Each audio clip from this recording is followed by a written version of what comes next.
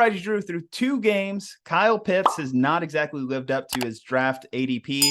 4 targets, 19 yards a game, 0 touchdowns. Fantasy owners everywhere in panic mode. How worried are you about Pitts and his lack of production so far to this point? I wouldn't be worried about it. He's a very talented guy. He's going to get right, but the issue is the quarterback, and that may not get right. I'm a little surprised to see just how bad he's been for fantasy football through 2 weeks.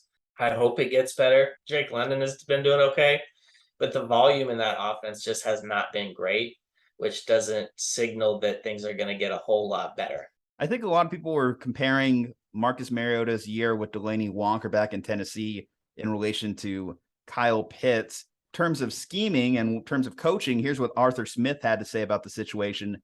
The ball will find him. Arthur Smith also had a comment that was disparaging of fantasy football. This isn't fantasy football. We're trying to win games. I couldn't tell because the Atlanta Falcons have looked terrible through 2 games. So you tell me, Arthur Smith, is it about fantasy football? Is it about real life football? I think that a good principle for real life football and fantasy football is start your best players, give your best players targets, and you might win some games. For the Atlanta Falcons, they haven't won any games. So I think give Kyle Pitts the ball more. Make the ball find him.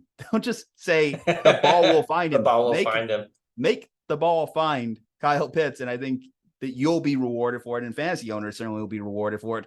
This week, they're going against Seattle, and it's hard to read too much into Seattle's early season schedule. They've currently allowed 6.6 fantasy points against tight ends per game. Through 2 games, they have faced Albert O from Denver and Ross Dwelley from the 49ers as George Kittle was out last week. They did allow a long touchdown to Ross Dwelley on Jimmy Garoppolo's first series of the game. We assumed that Seattle's taking a step back. They lost Jamal Adams for the season in week 1, though he was never a great cover safety. If there was ever a game for Kyle Pitts to have a breakout, I think it would be this week. But the biggest thing that I think fantasy owners are worried about is just like, okay, it'd be nice to have him go off this week against Seattle, but I think we expected more from Kyle Pitts than a matchup-based tight end. Yeah, I think that's exactly right. If you're really not feeling Kyle Pitts, there's other directions you could go to. I mean, Mike Gesicki might be a good option this week against the Buffalo defense. So are we starting Gesicki over Pitts this week? If you've got him, or if you can grab him, it might be safer to try to do that instead of waiting out a Pitts breakout.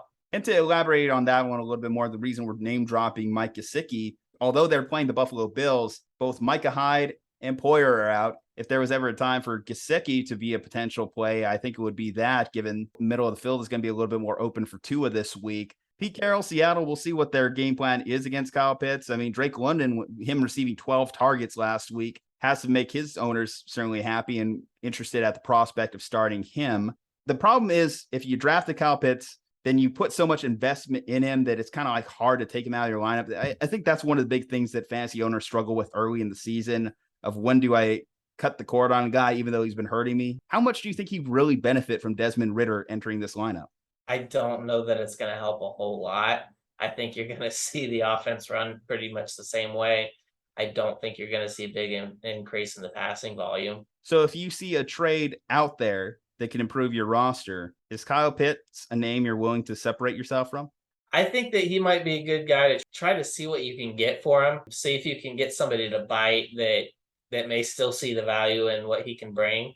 And maybe you can still get pretty comparable value to what you spent on him in the draft. All righty, guys. Well, if you have Kyle Pitts and you've been struggling through the first couple of weeks, let us know how you're feeling. Let us know what your roster situation is. Maybe there's a right fix. We're happy to help. All right. Leave a like on the video. Subscribe to the channel. Follow us on social media at Juju Talk Sports, at Andrew Homan. Stay safe, happy, and healthy. We'll see you next time.